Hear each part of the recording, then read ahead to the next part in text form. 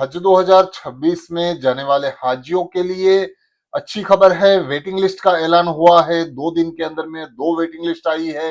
Waiting list number 18 और 19। इसके बारे में इंशाल्लाह बात करेंगे। और जो भी हाजी हज करने के लिए जाने वाले हैं, उनको रिपोर्टिंग करने के लिए कितने बजे का वक्त दिया गया है और कहाँ जाना है उनको रिपोर्टिंग करने के लिए, और कौन से डॉक्यूमेंट्स लेकर जाने हैं, इस बारे में भी आपको इंशाल्लाह इसी वीडियो में जानकारी देंगे। बने रहिए मेरे साथ और देखिए पूरा वीडियो, तो इंशाल्लाह सही जानकारी मिलेगी। जो आज चैनल पर नए हैं, चैनल को सब्सक्राइब कीजिए, लाइक कीजिए, अपने दोस्तों के साथ शेयर जरूर कीजिए। तो हज 2026 में जाने वाले हाजियों के लिए अच्छी खबर यह है कि हज कमेटी ने 2 दिन के अंदर में 2 वेटिंग लिस्ट का ऐलान किया है माशाल्लाह। और इन वेटिंग लिस्ट में बहुत सारे हाजी सिलेक्ट हुए हैं, जिसके अंदर में से गुजरात में 3,932 वेटिंग लिस्ट था, वो 3,911 तक आ चुका है अब 18 वेटिंग लिस्ट में। और कर्नाटका से जो 6,197 था, वो 6,182 पर आ चुका है। केरला के अंदर में 5,508 वेटिंग लिस्ट नंबर था, वो अब 5,497 तक आ चुका है। इसी तरह से मध्य प्रदेश में 3,167 हाजियों का वेटिंग लिस्ट था, वो अब 3,157 तक आ चुका है। और जो महाराष्ट्र से 10,456 हाजियों का लिस्ट था, वो 10,429 तक आ चुका है। और तमिलनाडु से 3,034 का वेटिंग लिस्ट था, वो 3,067 पर आ चुका है। इसी तरह से तेलंगाना में 4,406 हाजियों का था, वो 4,400 तक आ चुका है। यानी 65 से 70 हाजियों का सिलेक्शन वेटिंग लिस्ट नंबर 18 में हुआ है। माशाल्लाह, जल्द से जल्द उनको अपना पेमेंट कर देना है तीनों किस्तों का, और डॉक्यूमेंट्स भी हज कमेटी में जमा करा देने हैं। तो मुबारकबाद उन हाजियों को जिनका सिलेक्शन वेटिंग लिस्ट नंबर 18 में हुआ है। आप अपना नंबर चेक कर लीजिए, आपके वेटिंग लिस्ट नंबर कितना था, उसके हिसाब से आपका कितना नंबर आया है। और साथ ही साथ जो वेटिंग लिस्ट नंबर 19 का ऐलान किया है, उसके अंदर में भी जानकारी दी गई है। बहुत सारे हाजियों के सिलेक्शन हुए हैं। इसके अंदर में गुजरात से 3,936 वेटिंग लिस्ट था, वो 3,933 तक आ चुका है। और जो मध्य प्रदेश से 3,171 था, वो 3,168 तक आ चुका है। महाराष्ट्र से 10,498 हाजियों का वेटिंग लिस्ट था, वो 10,456 तक आ चुका है। और तमिलनाडु से 3,091 था, वो 3,074 तक आ चुका है। और तेलंगाना से 4,409 वेटिंग लिस्ट था, वो 4,407 आ चुका है। यानी कि ये जो 18 और 19 वेटिंग लिस्ट नंबर है, उसके अंदर में बहुत सारे हाजियों के सिलेक्शन हुए हैं। 60 से 70 हाजियों के सिलेक्शन हो चुके हैं माशाल्लाह। और उन हाजियों को मुबारकबाद, और अपनी तैयारियां जल्द से जल्द मुकम्मल कर लीजिए।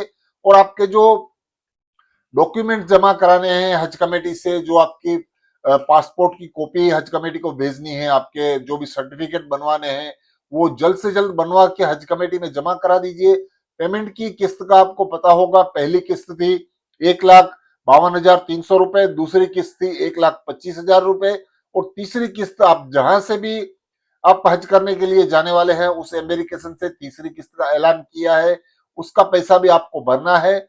और साथ ही साथ आपको कुर्बानी का पैसा भी भर देना है। ये है पूरी जानकारी 18 और 19 वेटिंग लिस्ट की। और हज कमेटी ने एक चीज और भी बताई है जो हाजियों के लिए बहुत ही इंपॉर्टेंट है, जिसकी जानकारी मैं आपको दे देता हूं कि सभी हाजियों को अपने इमिग्रेशन पॉइंट पे पहले 48 घंटे जाना पड़ता था, अब आपको 24 घंटे पहले ही जाना है।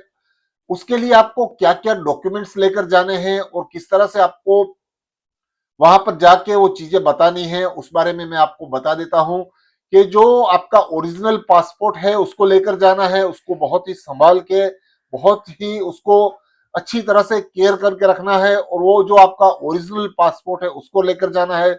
अगर आपके पास पुराना पासपोर्ट है तो वो भी साथ में लेकर जाए।